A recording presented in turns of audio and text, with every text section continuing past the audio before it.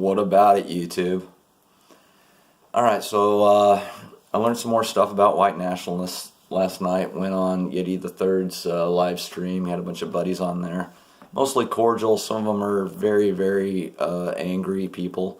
They like to call it passionate. But either way, that's womanly. That's a female attribute. Men should not get all riled up and excited and react and angry. And if you're angry, then you are probably misplacing your inside, I don't know what issues on somebody else. I don't know how mommy and daddy treated you as you grew up. I don't know who it is you need to forgive, maybe yourself. But having all this anger tells me that there's some personal shit that you know that's going on. Maybe you just grew up in that type of a family. There's this familiar spirit. Your dad was a real heavy-handed asshole. My dad was an angry person. I've had anger issues in my life. But I'm recognizing that is not an alpha male trait. That is a womanly, emasculated beta man trait, to get all excited and passionate and angry and start yelling and screaming and being loud and talking over people and having this indignant righteousness. Anyway, there was some of that going on, and it got me thinking, like, why do these guys make it such a single voter issue, single voter trap issue? Why is it all, and I don't know why that is, but it seems to be that, these guys are super focused on what they call the nog, okay? Now, a nog is a black person, but they're super focused on the nog, and they will tell you that it's the small hat that caused all these problems. As far as race relations and the decline in race relations, but they don't want to necessarily get rid of Soros and make him public enemy number one and force the government to go after him for causing revolutions in the country. I mean, that would make sense to me. Call your congressman, call up Trump, weigh in on him heavy. I don't care, whoever you know in government, weigh in on him heavy and say, this Soros guy is up to no good. He's paying for revolutions around the world, causing trouble, stirring up trouble between people, getting people killed. He's no good. Public enemy number one. Let's squash him. Let's squash any kind of billionaire philanthropist operation that is going to stir up trouble in some way. A group, a divisive group. Okay, any group, like Black Lives Matter or Antifa or whatever, it seems like they could squash that as far as like political movements who are being controlled by foreign money or for the, whatever, small hat money, all right? That to me is the way to go. Start to impress on people's mind. Look at who is causing people to fight, who's stirring up tensions, who's the histrionic in the room, who has this psychological way of behaving that goes back and that we can give example after example of, where they cause revolutions, tensions, trouble, problems between people, set people up and cause divisiveness. They're behind feminism, abortion, Black Lives Matter. Anytime there's a problem, there's always a small hat under the rock causing the problem in the room, right? You just have to lift up the rock and there he is, right? He's hiding underneath the rock, but he's always there. So if you could explain to people, like, look, here's the common denominator, man. Go over here, it's a small hat that's causing trouble. Go over here, it's a small hat that's causing trouble. But people somehow get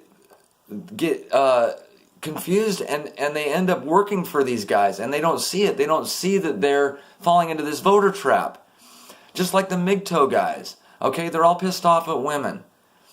And so, and again, feminism and all this stuff, it comes from the small hats. The breakdown of the family, it comes from the small hats.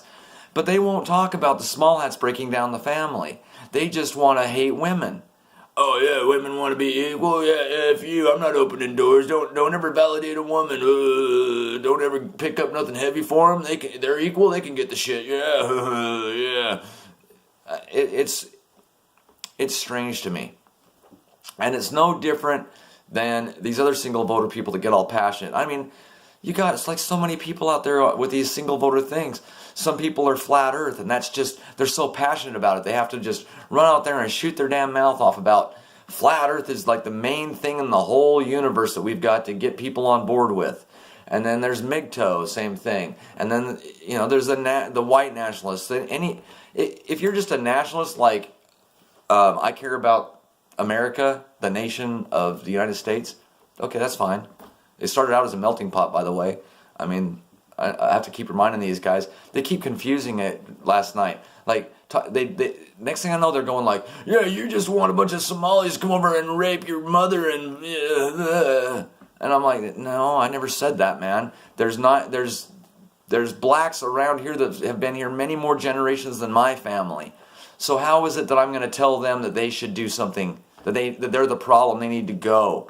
They're not the problem. We get along just fine. Like when I try to picture myself behaving like you guys where I live, it just would never even come close to happening. There's no way I could like convince somebody around here like, you're the problem, you need to go and get on out of here. That would cause a race war. That's why I'm trying to warn you guys. You're standing out wrong by clinging on to these single issues, not going to the heart of the problem. Not saying that, like, why is it that 1 or 2% of the population is influencing all the movies, all the media, is behind the educational shit that's coming down the pike with, doesn't matter what it is, No Child Left Behind, outcome-based, all of that nonsense and all this tranny shit and gay shit and everything they're forcing down the kids' throats. Why can't we just say, oh, look, the common denominator in all of this is a small hat. So why is that? What do we need to do? What can we collectively do to change it so that these people who reject Jesus are not the ones raising our kids and leading society into hell and running porn and causing all this violence? Why can't we just focus on the problem, right? Then you might say, oh, Econ, you sound like if we get rid of the small hats, that rainbows will fly out of everyone's ass and that the Nogs will all of a sudden behave and stuff like that. I'm telling you what, it's worth a try. It's worth a try. Let's get rid of the people causing the divisiveness and let's have positive messages that reach the children and the culture as far as getting along with each other. What if you had, like I did the video where the black guy went and helped the white guy bum out, right? What if that type of story was on the news?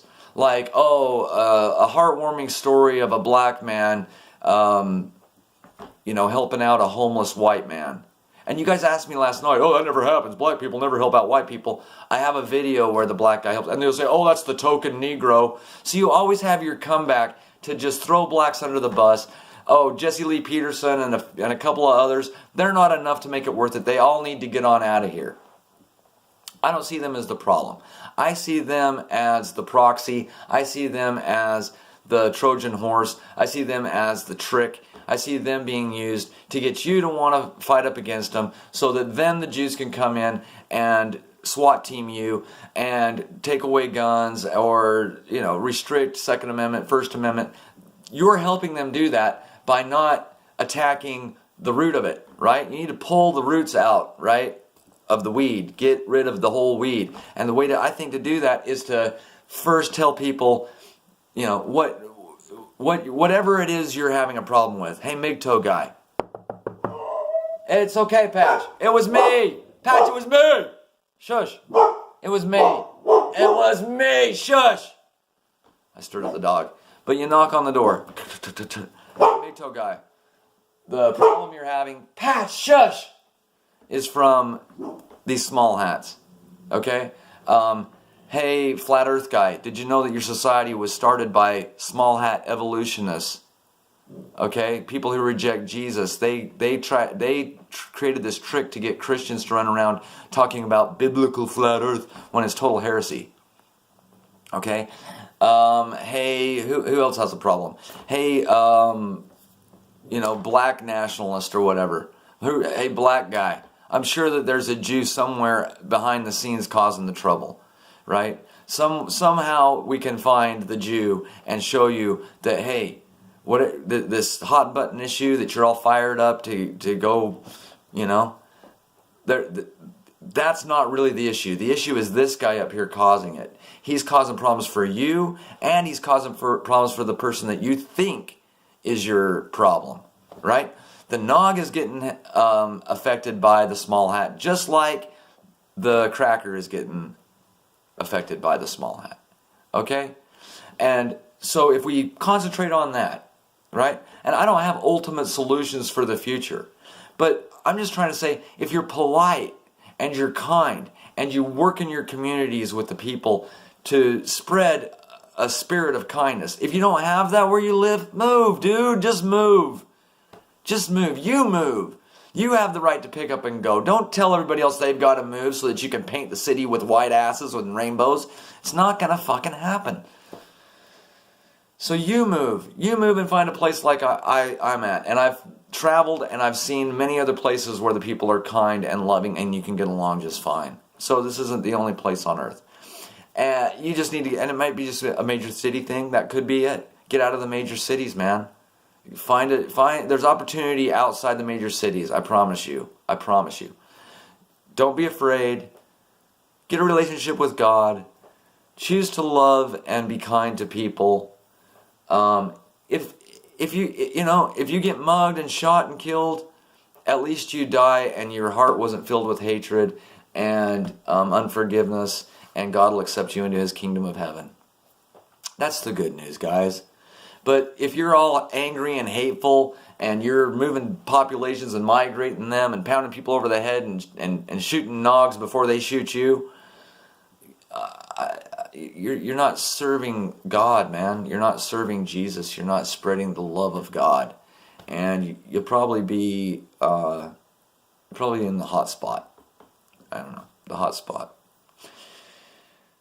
So maybe that makes it more clear to you guys how I think about things. I think it's a trap for you to go into any alley that has been laid by the small hats for the goyim to fall into. Any of these traps, I think I think you're gonna just totally backfire and look like crap, and you're gonna be on a watch list. You're gonna be SWAT teamed, and you're gonna bring in this legislation. If you sit there and you scream out that guys like me need to be gassed, guys like me don't belong in your society even, only white people who hate blacks and want to only have whites around will be able to live in this little white place. It's insane, man. So I hope you'll get over it. I hope you get over your anger. I hope you forgive your parents. I hope you'll it's not a bad idea, dude, to pray. Pray, and if you're worried about something, pray. If you're worried that I can't go outside or some nog's gonna hurt me, pray. Okay? It won't hurt. I mean, God's all powerful, dude. You'd be amazed. He can do all kinds of miracles. So if you're really afraid of something like that, I would say that prayer's your best answer, not picking up the sword and basically Jew LARPing, black nationalist in South Africa LARPing, any kind of hateful LARPing. Just let it go, man. Just try to live the best life you can. Realize that this short time here is not worth you going to hell. All right? Come on, man. I know you guys are smart. You talk about your big IQs. Let's see you use them.